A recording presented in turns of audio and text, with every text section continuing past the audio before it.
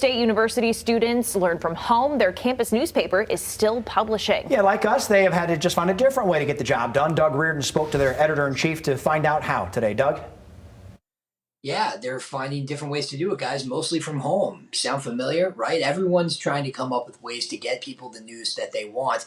And while their fellow students were packing up and going home to ride out the pandemic off of campus, the state news at Michigan State University decided that they were going to do that, but they weren't going to stop publishing. It made it difficult, but certainly not impossible. So earlier today from home, I spoke on FaceTime with their editor-in-chief, Madison O'Connor. She's a senior at MSU.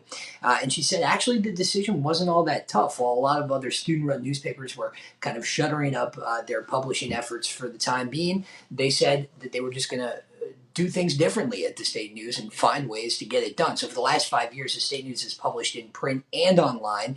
But of course, with no students to distribute to on campus, they switched to digital only. And that's one of the easiest ways they found to still get people the news they want. Madison told me, again, it wasn't a tough one. The paper has been publishing for a long time. They published through World War II.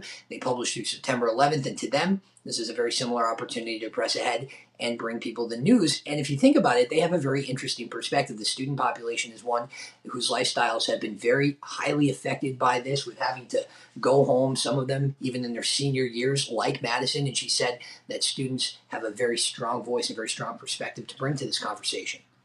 In our coverage so far, it has been a lot of that, breaking news or the features or whatever.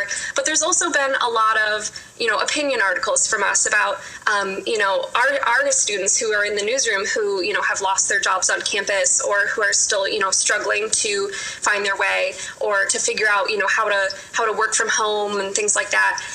So that is one of the things that we really are trying to bring to our coverage, is that student perspective.